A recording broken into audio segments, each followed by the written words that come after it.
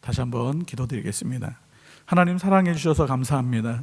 주님의 사랑 때문에 이곳에 있게 하심을 감사합니다.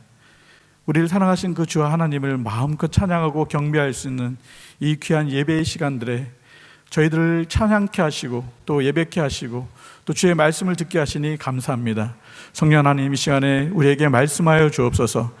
다윗의 입을 흩어가서 말씀하신 성령님께서 이 시간에 저희 입을 흩어가서 말씀하여 주셔서 오직 하나님께만 영광이 되고 주의 말씀만이 우리의 심중에 깊이 새겨질 수 있는 시간이 될 수 있도록 성령 하나님 역사하여 주옵소서. 예수님의 이름으로 기도드립니다. 아멘. 오늘 말씀을 같이 나누도록 하겠습니다. 창세기 12장 1절에서 20절 말씀입니다. 창세기 12장 1절에서 20절 말씀, 우리 한 절씩 교독하기를 원합니다. 제가 한 절 읽고 여러분이 또 한 절 읽고 이렇게 해서 20절까지 같이 읽도록 하겠습니다. 여호와께서 아브라함에게 이르시되 너는 너의 고향과 친척과 아버지의 집을 떠나 내가 내게 보여줄 땅으로 가라. 내가 너로 큰 민족을 이루고 내게 복을 주어 내 이름을 창대하게 하리니 너는 복이 될지라. 너를 축복하는 자에게는 내가 복을 내리고 너를 저주하는 자에게는 내가 저주하리니 땅의 모든 족속이 너로 말미암아 복을 얻을 것이라 하신지라. 이에 아브라함이 여호와의 말씀을 따라갔고 롯도 그와 함께 갔으며 아브라함이 하란을 떠날 때에 75세였더라. 아브라함이 그의 아내 사레와 조카 롯과 하란에서 모든 소유와 얻은 사람들을 이끌고 가나안 땅으로 가려고 떠나서 마침내 가나안 땅에 들어갔더라. 아브라함이 그 땅을 지나 세겜 땅 모래 상수리 나무에 이르니 그때 가나안 사람이 그 땅에 거주하였더라. 여호와께서 아브라함에게 나타나 이르시되 내가 이 땅을 내 자손에게 주리라 하신지라. 자기에게 나타나신 여호와께서 그가 그곳에서 제단을 쌓고 거기서 베델 동쪽 산으로 옮겨 장막을 치니 서쪽은 베델이요 동쪽은 아이라. 그가 그곳에서 여호와께 제단을 쌓고 여호와의 이름을 부르더니 점점 남방으로 옮겨갔더라. 그 땅에 기근이 들었으므로 아브라함이 애굽에 거류하려고 그리로 내려갔으니 이는 그 땅에 기근이 심하였음이라. 그가 애굽에 가까이 이르렀을 때 그의 아내 사레에게 말하되 내가 알기에 그대는 아리따운 여인이라. 애굽 사람이 그대를 볼 때에 이르기를 이는 그의 아내라 하여 나는 죽이고 그대는 살리리니 원하건대 그대는 나의 누이라 하라. 그러면 내가 그대로 말미암아 안전하고 내 목숨이 그대로 말미암아 보존되리라 하니라. 아브라함이 애굽에 이르렀을 때에 애굽 사람들이 그 여인이 심히 아리따움을 보았고 바로의 고관들도 그를 보고 바로 앞에서 칭찬함으로 그 여인을 바로의 궁으로 이끌어 들인지라. 이에 바로가 그로 말미암아 아브라함을 후대함으로 아브라함이 양과 소와 노비와 암수 나귀와 낙타를 얻었더라. 여호와께서 아브라함의 아내 사레의 일로 바로와 그 집에 큰 재앙을 내리신지라. 바로가 아브라함을 불러서 이르되 내가 어찌하여 나에게 이렇게 행하였느냐? 내가 어찌하여 그를 내 아내라고 내게 말하지 아니하였느냐? 내가 어찌 그를 누이라 하여 내가 그를 데려다가 아내를 삼게 하였느냐?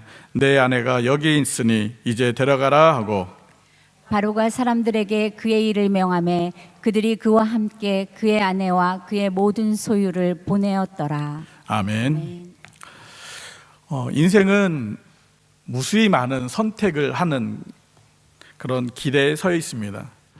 많은 선택들을 할 때 어떤 선택을 하느냐에 따라서 삶의 많은 부분이 달라질 수 있는 것도 보게 됩니다. 어떤 대학을 선택하느냐, 또 어떤 일을 선택하느냐, 직업을 선택하느냐, 또 배우자를 누구를 선택하느냐, 이런 거에 대해서 매우 많은 갈등도 있고 또 고심도 하고 또 그러고 나서 결정 선택을 하게 됩니다. 그 많은 선택들 중에 우리는 뒤돌아서 그때 내가 이렇게 선택을 했으면 어떨까, 내가 좀 다르게 선택했으면 어떨까라는 그런 생각도 하게 됩니다. 그래서 어떤 분들은 후회도 하고 어떤 분들은 내가 이 선택 정말 잘했구나, 그 선택한 거에 대해서 흐뭇해하기도 합니다. 그때 선택할 때 그 선택의 기준들은 과연 무엇이었습니까? 여러분들이 수많은 선택들을 할 때 그 선택의 기준이 된 그 기준점은 무엇이었습니까? 우리는 의도하지 않았지만 선택에 의해서 따라가는 경우들이 많이 있습니다. 예를 들어서 자녀들에게 있어서 부모는 선택이 아니었습니다. 태어났더니 부모였습니다. 반대로 부모에게도 마찬가지입니다. 내가 자녀를 낳았는데 태어났더니 아들이고 태어났더니 딸이고 태어났더니 이 아이였습니다. 우리가 어떤 선택을 원해서 얻어진 관계가 아니었습니다. 본의 아니게 선택에 의해서 이끌려가는 그런 경우들이 때때로 있을 수 있습니다. 지금은 거의 그러지 않지만 예전에는 부모에 의해서 결혼을 하게 되는 경우들이 많이 있습니다. 그래서 남녀가 서로 모르는데 그냥 부모에 의해서 짝이 되어지는 그런 상황들도 많이 있습니다. 많은 사람들이 그 선택을 할 때 자기의 나름대로 기준을 가지고 선택을 하게 됩니다. 여러분도 수많은 결정들, 수많은 선택들을 할 때 여러분만의 기준점이 있고 선택의 기준들이 있을 것입니다. 오늘 본문에서 하나님은 아브라함을 선택하셨습니다. 또한 아브라함도 크게 두 가지의 선택의 기로에 있었습니다. 아브라함이 선택했을 때 그 선택의 기준점은 무엇이었습니까? 우리는 오늘 이 본문을 통해서 아브라함의 선택의 그 모습들을 통해서 과연 우리의 삶 속에서 진정으로 선택해야 될 그 기준이 무엇인가, 선택의 기준점을 찾기를 원합니다. 하나님께서는 아브라함을 부르셨습니다. 아브라함에게는 두 명의 형제가 있습니다. 나홀과 하란이었습니다. 그리고 아브라함의 아버지는 우리가 잘 알고 있는 데라입니다. 데라는 노아 홍수 이후에 노아에게서 태어난 그 셈, 함, 야벳 중에서 셈의 후손이 바로 데라였습니다. 여러분, 셈은 잘 알고 계시죠? 노아가 방주에서 나와서 농사를 짓고 포도를 심고 그 포도주를 너무 많이 먹어서 이렇게 취함으로 인해서 벌거벗게 되는 그런 창피한 일들이 있었을 때 그 세 형제들 중에 유일하게 셈이 뒷걸음질 치면서 아버지의 부끄러움을 가렸던, 결국 그것을 통해서 그 세 형제들 중에서 제일 많이 축복을 받았던 사람이 바로 셈입니다. 그 셈의 후손이 바로 데라입니다.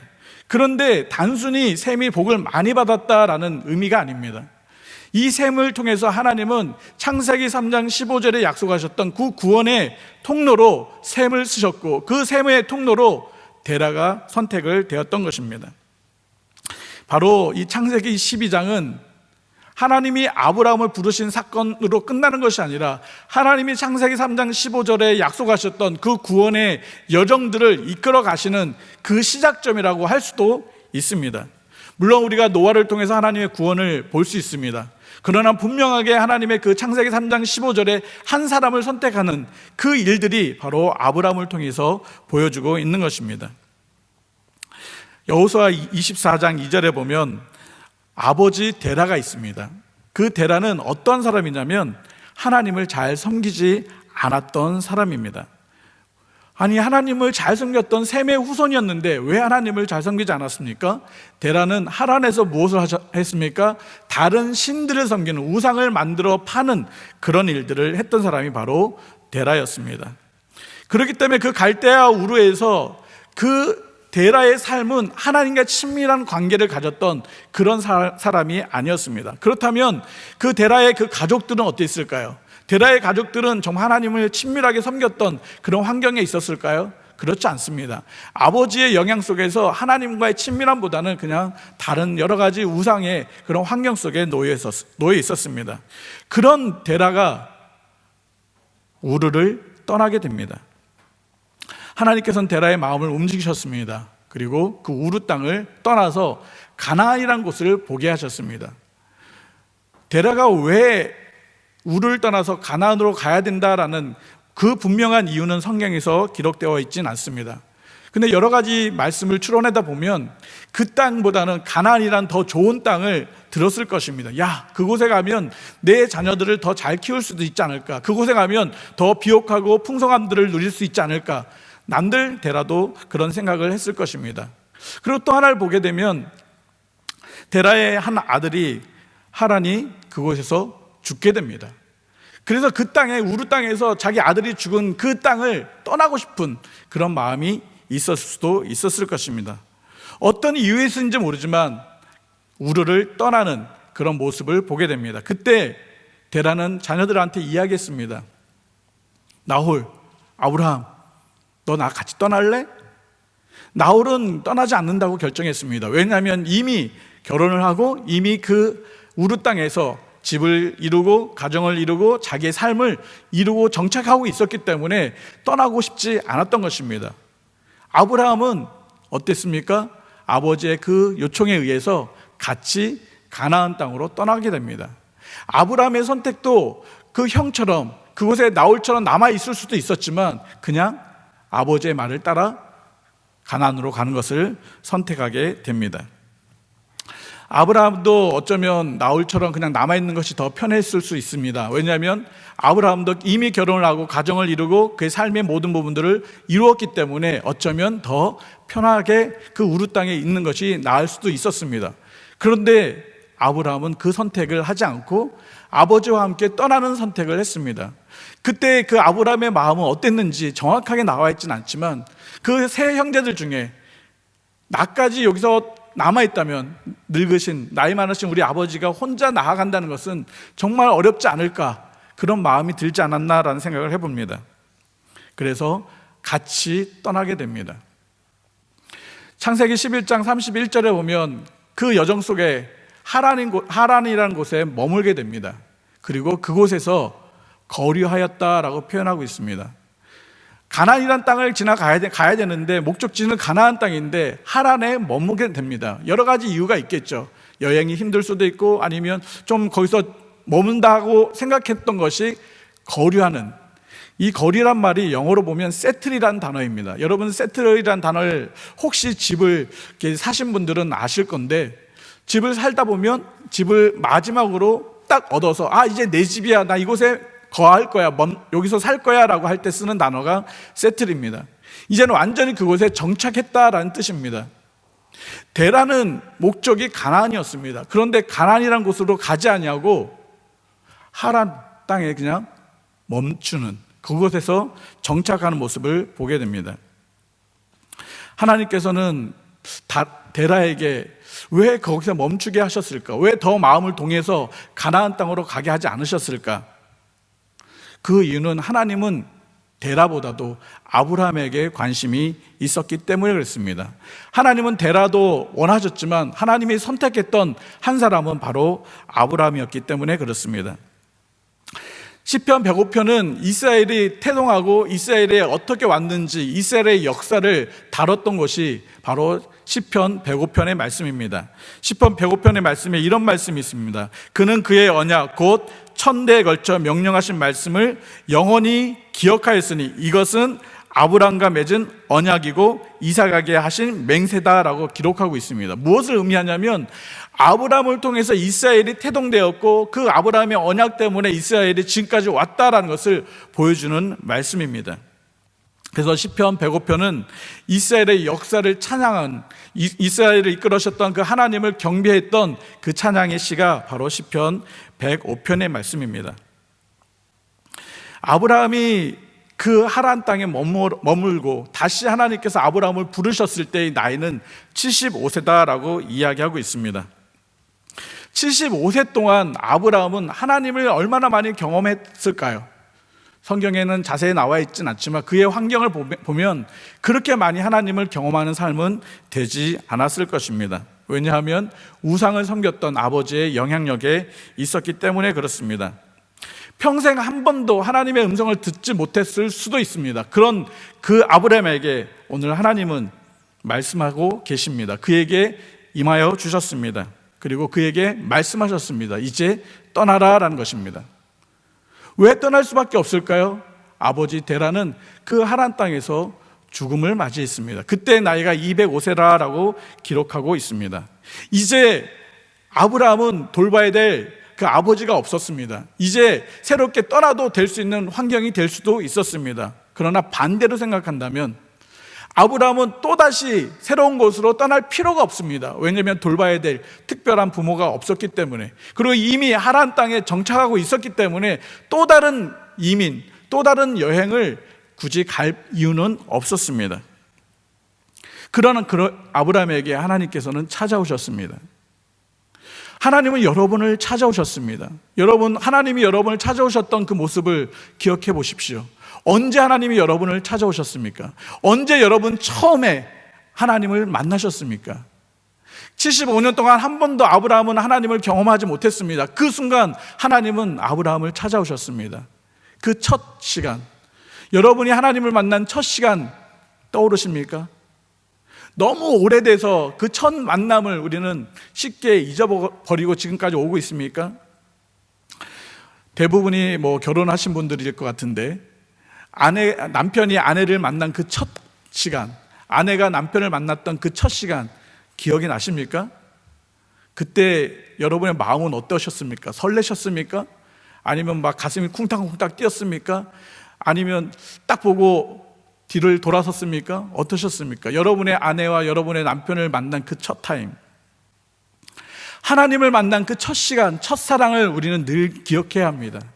그래서 우리는 그 첫사랑을, 첫 만남을 잊어서는 안 됩니다.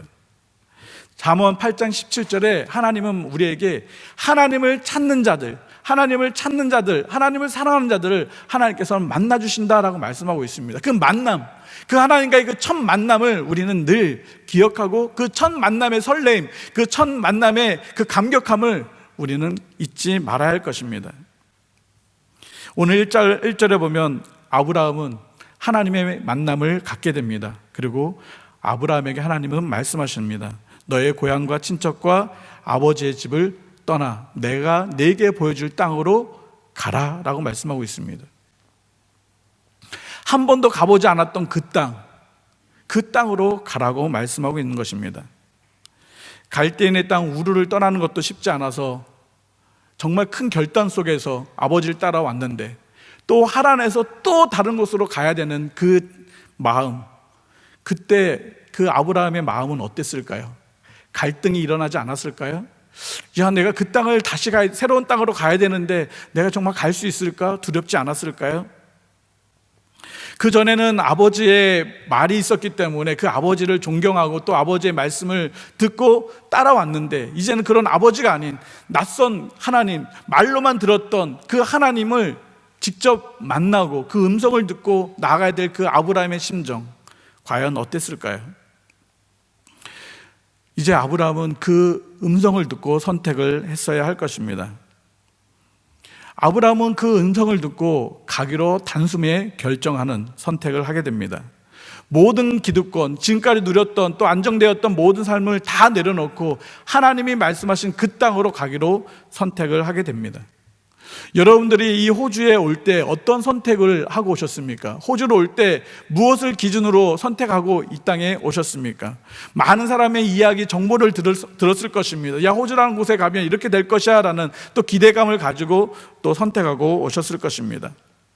그러나 그 선택은 쉽지 않았을 것입니다. 왜냐하면 나의 모든 삶들을 다 내려놔야 되고, 나와 관계했던 모든 관계들을 다 내려놔야 되고, 심지어 나의 부모 또 나의 가족들, 친구들과 모두 헤어지는 그런 아픔도 겪어야 했기 때문에 그렇습니다. 그런데 아브라함은 그런 모든 아픔들, 그 모든 두려움들을 내려놓고 단숨에 하나님이 말씀하셨던 그곳으로 가기로 결정을 하게 됩니다. 그 이유는 무엇입니까? 왜 아브라함이 그 단숨에 그 하나님을 처음 만난 그 첫 만남을 가지고 바로 선택하고 나아가게 될 수 있었습니까? 그것은 아브라함이 용기가 많아서가 아닙니다. 삶에 대한 두려움이 없어서가 아닙니다. 그는 믿는 구석이 있었습니다. 누굴까요? 바로 하나님이었습니다. 한 번도 경험하지 못했던 그 하나님을 첫 만남으로 통해서, 야, 하나님이 나를 만나주셨네, 하나님이 나에게 말씀하셨네. 근데 그 말씀은 단순한 말씀이 아니라 내가 너와 함께하고 너에게 큰 축복을 주겠다라는 약속이었습니다. 2절, 3절, 7절에 보는 약속을 요약을 하면 네 가지로 볼 수 있습니다. 첫 번째로는 아브라함을 통해서 큰 민족을 이루겠다는 하나님의 약속이었습니다. 너의 이름을 창답게 하겠다는 하나님의 약속이었습니다. 너를 통해서 모든 사람들이 복을 받겠다, 복의 통로가 되게 해주겠다는 약속이었습니다. 그리고 마지막으로 7절에 너에게 내가 땅을 주겠다라는 약속이었습니다. 이 당시 아브라함은 자녀가 없었습니다. 아직 큰 민족을 이룰 수 있는 시작도 되어 있지 않습니다. 아브라함은 아직 땅을 얻지 않았습니다. 아브라함은 이름이 사람들에게 유명하게 알려진 사람도 아니었습니다. 그러나 아브라함이 떠날 수 있었던 유일한 것은 바로 하나님의 언약의 약속을 믿었기 때문에 그렇습니다. 여러분의 삶에 하나님은 인도하십니다. 여러분의 삶을 지금까지 하나님은 이끌어 주셨습니다.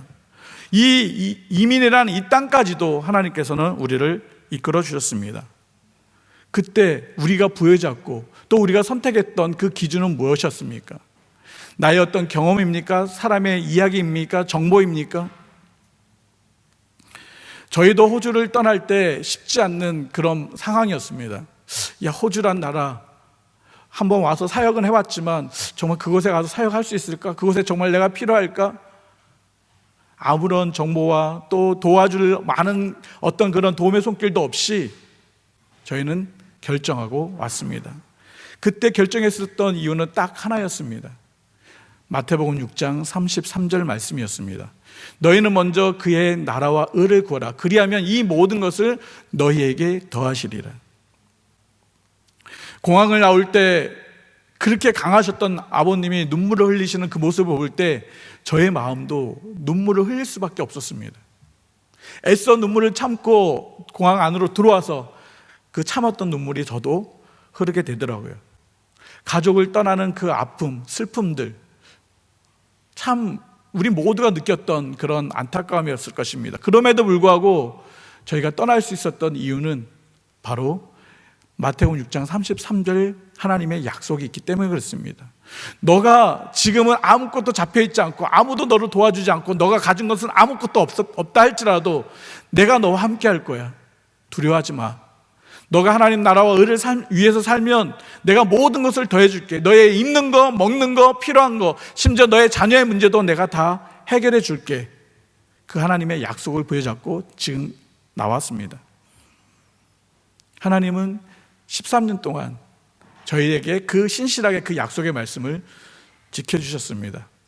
단 한 번도 배를 굶어본 적도 없고 단 한 번도 누구에게 손을 빌어서 아쉬운 소리를 하지도 않았고 단 한 번도 저희 두 자녀가 세상으로 빠지지 않고 어려움 청하지 않고 건강하게 잘 자라는 모습들, 하나님은 신실하셨습니다. 이제 아브라함은 진짜 이민을 시작할 수 있었습니다. 그동안은 아버지와 함께 했던 삶이었지만 이제는 홀로 서야 되는 그런 삶이었습니다. 그동안은 아버지가 그늘막이 되었지만 이제는 자신이 자기의 아내와 또 자기 조카 롯을 데리고 또 자기가 거느렸던 그 많은 또 종들을 데리고 이끌어가는 그런 책임의 자리에 있게 되었습니다. 여러분들도 아시겠지만 한 가정의 가장으로서의 그 어깨의 그 짐은 말로 표현할 수 없을 만큼 무겁습니다. 또 많은 이들을 돌봐야 될 그 역할에 있다면 그것은 굉장히 힘든 상황일 것입니다. 아브라함은 그런 상황에 있었습니다. 그렇지만 두렵지 않았습니다. 왜냐하면 하나님을 신뢰했기 때문에 그렇습니다. 하나님을 믿었기 때문에 그렇습니다. 여러분은 하나님을 믿고 계십니까?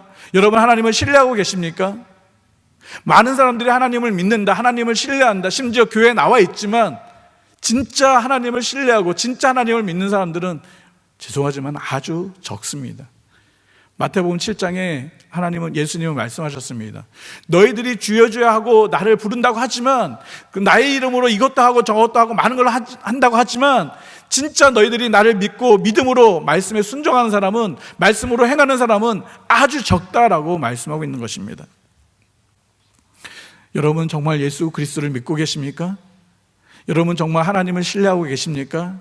요한복음 1장 12절에 영접하는 자 곧 그 이름을 믿는 자들에게는 하나님의 자녀가 되는 권세를 주셨다라고 약속하고 있습니다. 여러분이 예수 그리스도를 믿고 있다면 여러분은 하나님의 자녀입니다. 예수 그리스도를 믿고 있다면 우리는 하나님의 인도하심을 따라갈 수 있는 사람들입니다. 예수 그리스도를 믿고 있다면 우리는 하나님의 다스림 속에 있는 사람들입니다. 하나님은 우리를 예수님을 통해서 하나님의 자녀로 삼아주셨습니다. 나의 죄 때문에 죽어야 될 그 죽음을 예수 그리스도가 대신 죽어주심으로 인해서 우리를 하나님의 자녀로 선택해 주신 것입니다. 나의 어떤 형식과 나의 어떤 열심과 나의 어떤 그 능력과 어떤 노력이 아닌, 내가 어떤 교회 생활을 오래 했기 때문에 아닌 하나님의 일방적인 은혜의 선택이다라고 말씀하고 있습니다. 그래서 에베소서 2장 8절에 말씀하고 있습니다. 너희는 그 은혜를 인하여 믿음으로 말미암아 구원을 얻었나니 이것은 너에게서 난 것이 아니요 하나님의 선물이다라고 말씀하고 있는 것입니다. 선물은 내가 원해서 받는 것이 아닙니다. 전혀 기대하고 있지 않는데 나에게 주신 것이 선물입니다. 하나님은 여러분에게 하나님의 은혜의 선물을 주셨습니다. 여러분이 하나님을 찾았다라고 생각할지 모르지만 하나님이 우리를 찾아오신 것입니다. 하나님이 먼저 여러분을 선택하신 것입니다. 창세전에 하나님은 이미 여러분을 선택하셨다라고 말씀하고 있습니다. 많은 사람들은 착각합니다. 내가 하나님을 선택한 것처럼. 그런데 우리는 하나님을 선택할 권한이 없습니다. 우리는 하나님을 선택할 그런 존재가 아닙니다. 왜냐하면 우리는 그의 만드신 바라라고 말씀하고 있기 때문에 그렇습니다. 우리는 하나님의 만드신 바이기 때문에 우리가 하나님을 선택한 것이 아니라 하나님이 우리를 선택해서 이 땅에 만들어 주셨다라고 말씀하고 있습니다. 그래서 하나님은 우리에게 하나님의 구원의 은혜를 선물로 주셨다라고 말씀하고 있습니다. 우리는 지난주에 부활주일을 지났습니다. 예수 그리스도의 십자가의 죽으심이 없었다면, 예수 그리스도의 그 부활의 은혜가 없었다면 어느 누구도 죄를 용서받고 하나님의 생명으로 살아날 수 있는 사람은 단 한 사람도 없었을 것입니다. 이것이 바로 하나님의 은혜라는 것입니다.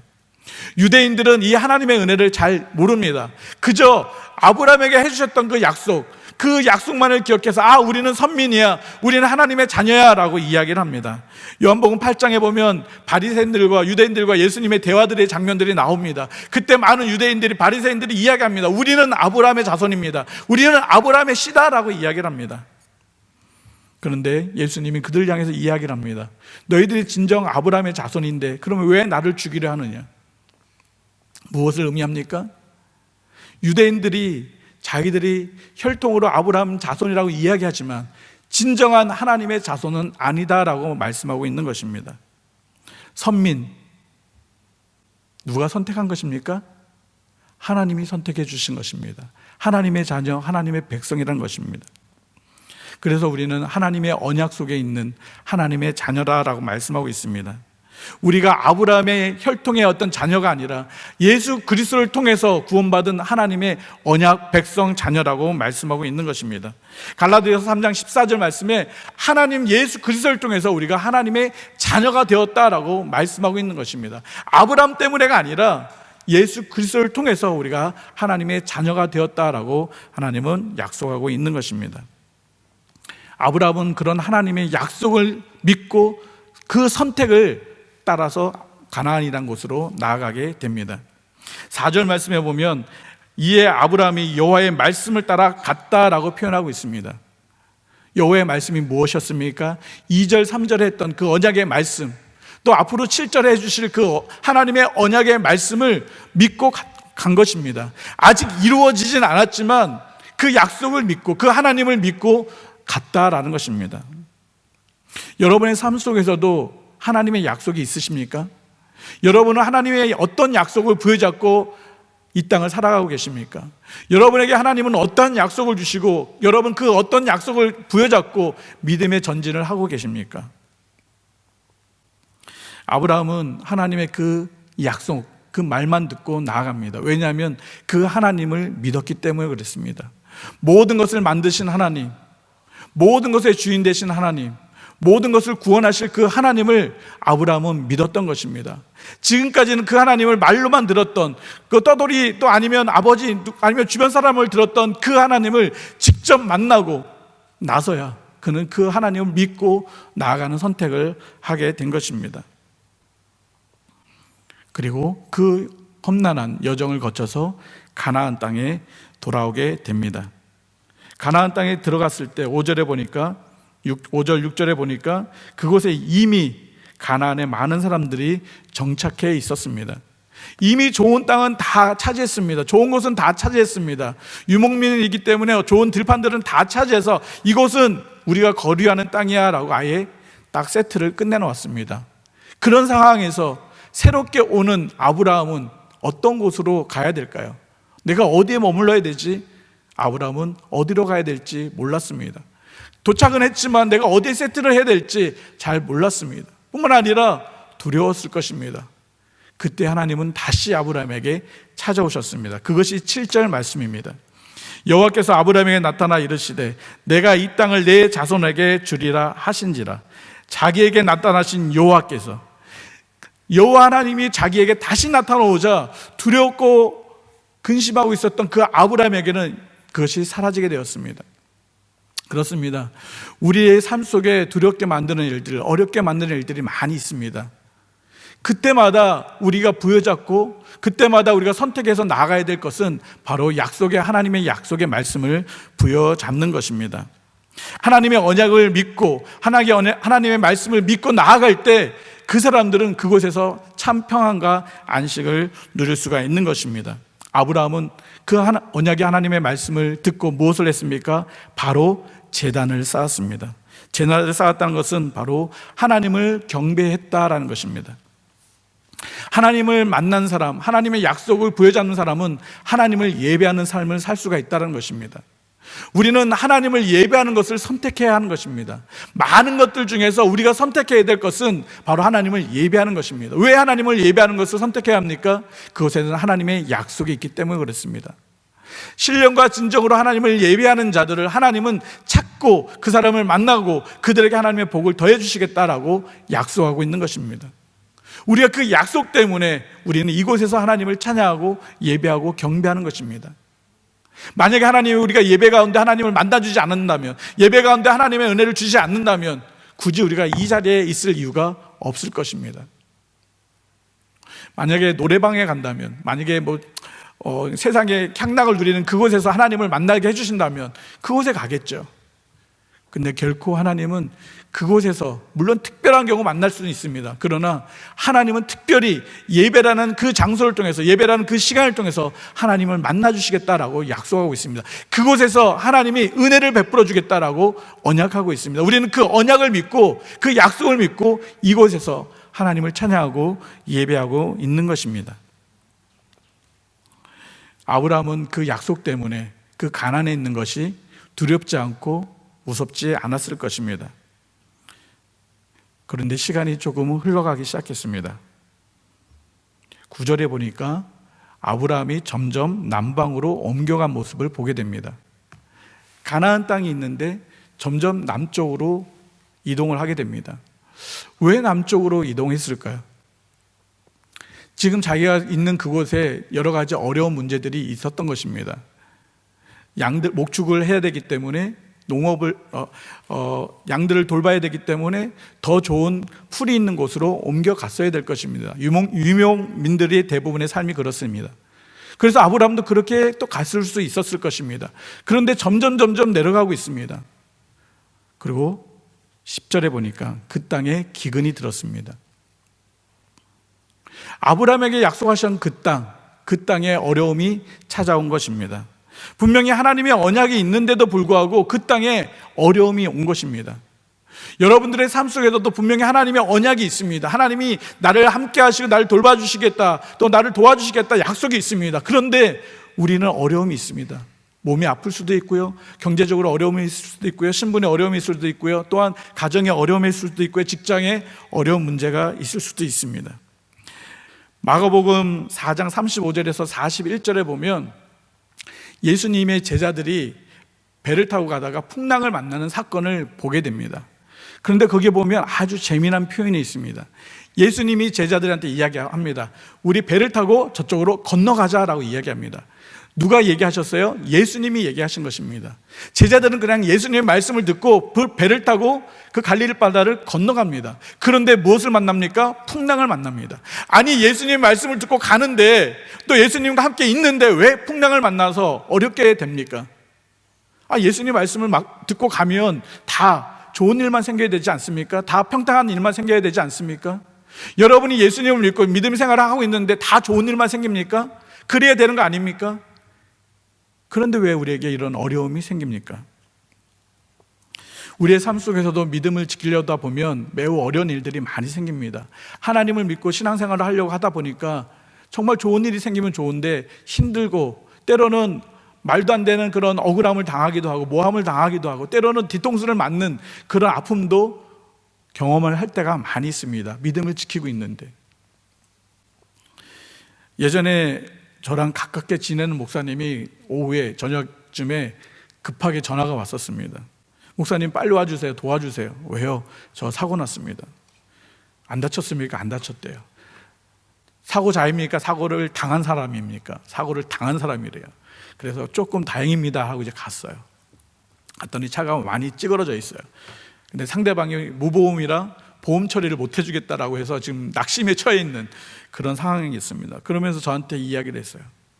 목사님, 제가 오늘 새로운 가족이 있어서 신방을 하고 이렇게 오다가 이렇게 접촉사고가 났는데 하나님도 무심하신 내가 새 가족을 신방하고 왔는데 왜 이때 이런 접촉사고가 났느냐고 좀 마음에 불편함이 가득 찼었습니다. 그래서 물어봤어요. 그분이 이름이 어떻게 돼요? 그분 이름을 딱 듣는 순간 저는 깜짝 놀랐어요. 왜냐하면 제가 알고 있는 분이었어요. 근데 제가 목사님한테 이렇게 얘기했어요. 목사님, 그분 신천지인 거 모르세요?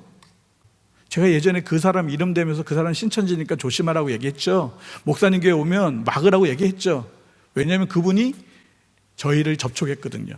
그래서 저희 단체에 와서 같이 돕겠다고 했는데 그 사람이 신천지인 것을 정확하게 알았어요. 왜냐하면 그 사람이 한국에서 신천지 때문에 호주로 왔던 사람이었기 때문에 알게 된 거예요. 그래서 제가 목사님한테 얘기를 했어요. 목사님, 그분 멀리 하셔야 돼요. 목사님이 만약에 오늘 사고 나지 않았다면 저를 만나지 않았을 거고 그 성도가 그 교회에 계속 머물 수도 있었을 거예요. 그러고 나서 그 교회가 어려움을 당할 수도 있었겠죠. 때로는 우리가 어려움을 통해서 하나님은 우리에게 말씀해 주고 싶었던 것들이 있어요.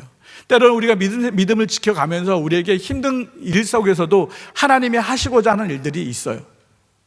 지금 아브라함에게도 동일한 거였습니다. 너가 나의 약속을 믿고 있다면 힘들어도 너가 있어야 될 땅은 어디라고요? 이 땅이야, 이 가나안 땅이야 라는 것입니다.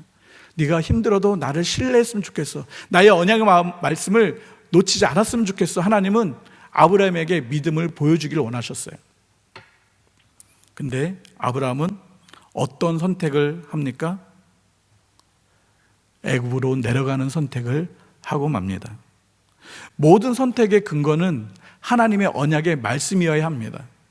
나의 환경, 사람의 말, 또 어떤 조건, 또 나의 어떤 경험, 나의 어떤 지식이 선택의 기준이 아니라 언약의 하나님의 말씀을 선택의 기준으로 삼아야 하는 것입니다.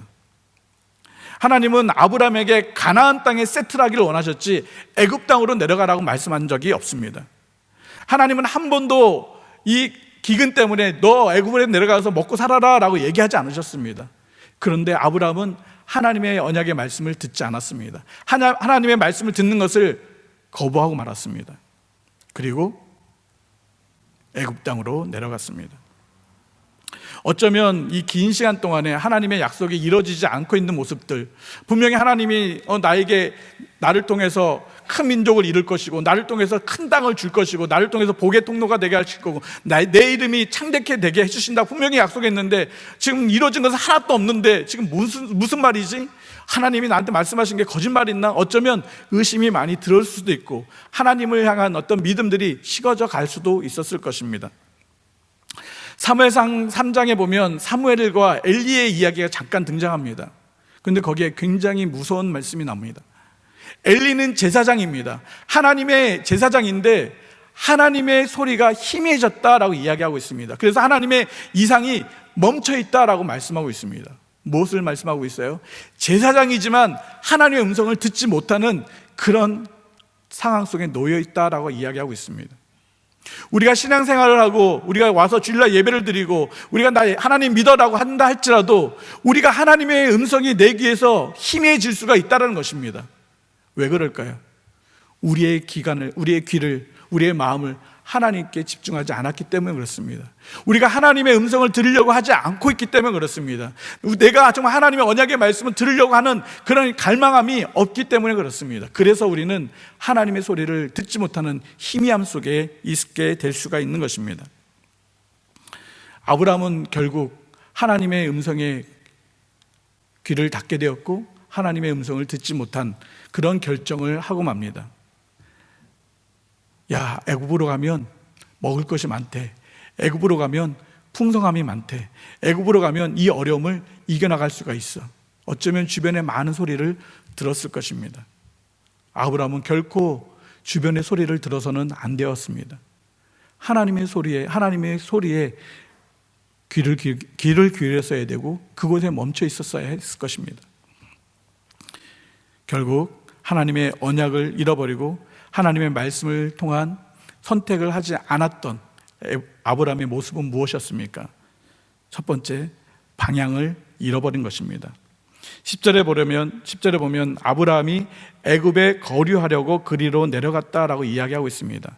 거류란 말은 아까 말씀드린 것처럼 세틀이었습니다.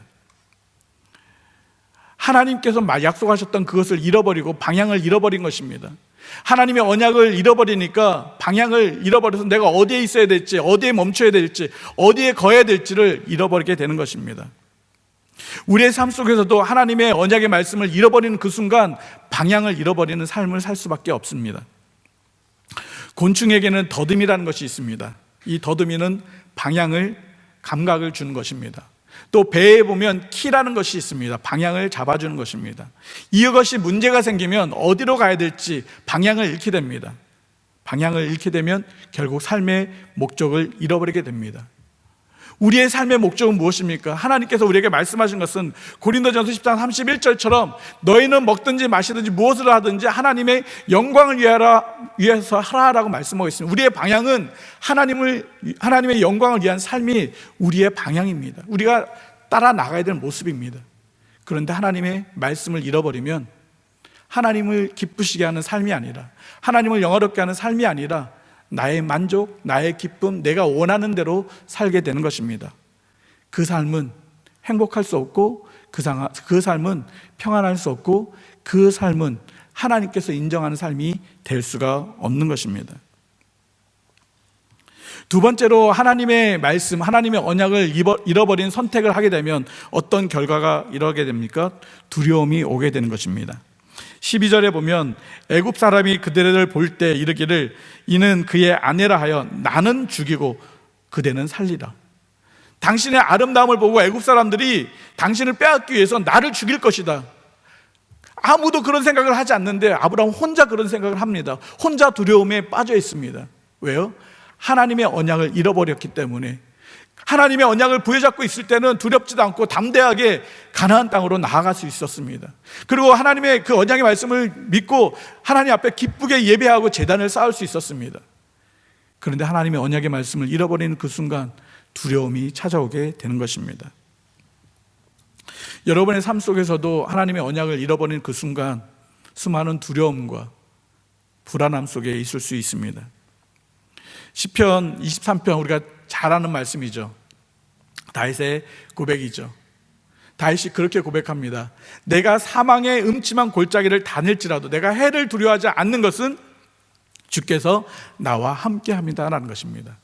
아무리 어렵고 힘들고 위험한 곳에 있다 할지라도 나는 편안할 수 있어. 왜냐하면 하나님이 나와 함께 하시고 있기 때문에 그렇다는 것입니다.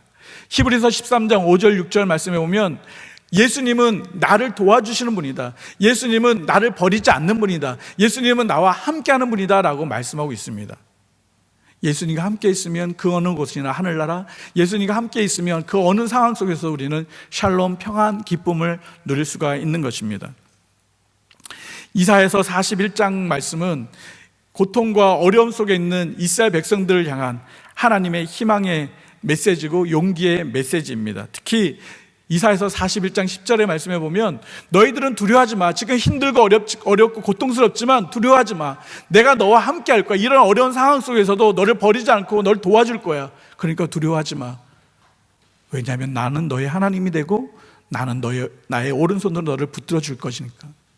여러분, 하나님이 여러분과 함께 하십니까? 하나님이 여러분을 도와주십니다. 하나님이 여러분을 이끌어 주실 것이고 어떠한 상황 속에서도 여러분을 버려두지 않으신다고 약속하고 있습니다. 우리가 그런 하나님의 언약을 믿고 있다면 지금 삶에 힘듦이 있어도, 삶에 어려움이 있어도, 삶에 고통이 있어도 우리는 평안 샬롬할 수가 있습니다. 우리가 샬롬하지 못하는 이유는, 우리가 평안하지 못하는 이유는, 두려워하는 이유는 그 하나님의 언약의 말씀을 놓치고 있기 때문에 그렇습니다. 아브라함은 그 하나님의 언약의 말씀을 놓치는 그 순간 두려움이 찾아온 것입니다. 세 번째로 하나님의 언약의 말씀을 잃어버리는 선택은 세상적인 방법을 따라간다는 것입니다. 속이게 되고요, 자기 자신을 감추게 됩니다. 13절에 보면 나의 누이라 하라라고 이야기합니다. 물론 사례가 어떤 그 친족의 어떤 관계를 보게 되면 누이도 될 수 있습니다. 그러나 결혼한 아내를 누이라고 계속 얘기하지는 않습니다. 아브라함은 자기가 살기 위해서 거짓을 선택하게 되고 다른 사람을 속이게 되고 세상적인 다른 방법들을 선택하게 된다는 것입니다. 예수 그리스도를 믿는 하나님의 자녀들은 오직 하나님의 거룩하심을 따라 살아야 하는 것입니다. 그러나 아브라함은 하나님의 약속을 어기는 순간, 믿지 않는 그 순간 세상 사람들이 하는 똑같은 방법을 따라가는 모습을 보게 되는 것입니다. 여러분들이 하나님의 언약의 말씀들을 버리고 선택하는 일들은 세상 사람들과 똑같은 방법들을 따라가는 것입니다. 해서는 안 되는 거짓, 속임, 불의, 이런 부분들을 우리는 따라갈 수밖에 없는 것입니다. 그것은 잘못된 세상의 기준들이라는 것입니다. 하나님의 자녀들은 정직하고 구별되어 살아야 하는 것입니다. 왜냐하면 하나님이 거룩하시기 때문에 그렇습니다. 그런데 여러분의 삶은 어떠합니까? 여러분의 삶은 정말 정직하고 거룩하고 하나님이 기뻐하신 삶을 살고 있습니까? 아니면 세상 사람들과 똑같은 방법으로 살고 있습니까? 우리가 세상 사람들과 똑같은 방법으로 살고 있다면 우리는 하나님의 약속을 버리고 사는 것입니다. 우리가 신뢰하고 우리가 부여잡고 나가야 될 것은 하나님의 언약의 말씀인 것입니다. 여러분들이 그 언약의 말씀을 부여잡고 있다면 때로는 좀 어려워도, 때로는 좀 실패하는 것처럼 보이고, 때로는 내가 무엇인가 얻을 수 없다 할지라도 우리는 세상의 방법들을 따라가지 않게 되는 것입니다. 아브라함은 세상의 방법을 선택했을 때 어떤 일이 생겼습니까? 16절에 보니까 바로가 그로 말미암아 아브라함을 후대한다는 것은 굉장히 이렇게 풍성하게 되었다는 것입니다. 얼마큼 풍성하게 되었냐면 양과 소와 노비와 암수와 나귀와 낙타를 주었다는 것입니다. 그 사례를, 아내 사라를 줌으로 인해서 그런 풍성함을 누렸습니다. 정직하지 못한 방법, 세상적인 방법을 함으로 인해서 많은 것을 누렸어요. 그 누림이 아브라함에게 기쁨이었을까요? 그 안에는 조마조마한 방법들이 있었습니다. 우리가 정직하지 못한 방법, 불의한 방법, 세상적인 방법을 한다면 무엇인가 가졌어도 속에서는 이게 잘못되면 어떨까라는 두려움, 불안함들이 계속 남아있을 수밖에 없습니다. 왜냐하면 하나님의 자녀들은 하나님께서 그것을 허용하지 않고 있기 때문에 그렇습니다. 고린도전서 8장 6절에 보면 우리는 예수 그리스도의 만드신 바다라고 이야기하고 있습니다. 우리가 예수 그리스도를 통해서 하나님의 만드신 자녀가 되었기 때문에 우리 안에는 예수 그리스도의 모습이 있습니다. 예수 그리스도의 모습은 무엇입니까? 거룩함입니다. 성결합니다. 정직함입니다. 그렇기 때문에 세상적인 방법을 우리가 쓰게 된다면 우리는 속에서 두려움과 불안함이 있을 수밖에 없습니다. 그런데 참 아쉽게도 우리 개인뿐만 아니라 교회도 세상적인 방법들을 쓸 때가 너무너무 많이 있습니다. 그러므로 인해서 어려움을 당하는 일들이 많이 있어요. 요한일서 1장 7절에 이렇게 말씀하고 있습니다. 그가 빛 가운데 계신 것 같이 너희들도 빛 가운데 행하라 라고 말씀하고 있습니다. 우리는 빛입니다. 어둠이 아니라 빛입니다. 그럼 우리는 빛 가운데 행해야 합니다. 공동체는 빛 가운데로 행해야 합니다. 아브라함은 세상적인 방법을 선택함으로 인해서 당장 무엇인가 얻을 수 있었지만 그 안에는 불안함이 가득했습니다. 결국 하나님의 언약을 어긴 그런 방법, 하나님의 말씀을 지키지 않는 그런 선택은 어떤 결과를 가져왔습니까? 17절에 보니까 여호와께서 아브라함의 아내 사라의 일로 바로와 그 집에 큰 재앙을 내리셨다라고 이야기하고 있습니다. 큰 재앙을 내렸습니다. 재앙이 한두 가지가 아니라 매우 큰 재앙, 감당할 수 없을 만큼 큰 재앙이 바로에게 또 바로의 집안에 내렸다는 것입니다. 누구 때문에요? 아브라함 때문에. 물론 바로의 욕심도 있었을 것입니다. 바로의 욕심도 한몫했을 것입니다. 그러나 그 결과는 아브라함 때문에 그랬습니다. 아브라함이 속이지 않았다면, 아브라함이 정직하게 행했다면 바로에게 그런 일들은 일어나지 않았습니다. 결국 바로는 깨닫게 되었습니다. 야, 이것은 내가 아내를 사라를 데리고 온 이유다. 이것은 잘못된 것이었구나. 그리고 아브라함을 불렀습니다. 18절에 바로가 아브라함을 불러서라고 이야기하고 있습니다. 우리 한국 성경을 보면 그냥 불렀다라는 이렇게 야 와봐 이런 정도 이야기를 할 수 있는데, 이 불렀다라는 것은 카라라는 히브리 단어인데 이거는 소리를 치는 거였어요. 고함을 치는 거였어요. 앵그리한 모습으로, 화내는 모습으로 불렀다라는 단어를 쓸 때도 이 단어를 쓰고 있습니다. 바로가 얼마나 화가 났겠습니까? 얼마나 마음이 화가 가득 찼겠습니까? 아브라함이 정직하게만 얘기했으면 이런 큰 환난, 고통, 어려움들이 나와 우리 가족 속에 일어나지 않았을 텐데, 이 아브라함이 속임으로 인해서 이런 일들이 일어났던 거, 얼마나 분노가 가득 찼겠습니까? 그런데 바로가 아브라함을 부를 때 아브라함 이렇게 불렀겠습니까? 그 속에 분과 화가 가득해서 아브라함을 불렀겠죠. 내가 낙타도 주고 양도 주고 노비도 주고 이렇게 내가 풍성하게 되었는데 도리어 아브라함 때문에 나는 큰 화를 당한 것입니다. 그 앞에 불려간 아브라함 마음은 어땠을까요? 얼굴을 들을 수가 없었을 것입니다. 어쩌면 바로 앞에 그냥 완전히 납작 엎드려져서 살려주세요, 내가 잘못했습니다, 싹싹 빌었을 것입니다. 정말 아브라함은 양심이 있었기 때문에 당당하게 얘기를 하지 못했을 것입니다. 아브라함이 하나님의 언약을 믿지 못하고 세상적인 방법대로 선택했던 결과가 바로 이거였습니다. 하나님의 자녀들도 실수할 수 있습니다. 우리가 살면서 정말 잘못할 수도 있습니다. 그런데 분명히 하나님의 언약의 말씀이 있음에도 불구하고 의도적으로 그 말씀을 어긴다면 그 결과는 나뿐만 아니라 공동체 안에 같이 오게 된다는 것입니다.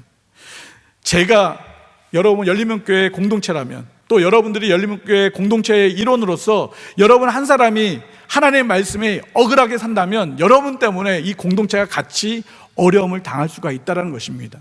왜냐하면 우리는 가족이기 때문에 그렇습니다.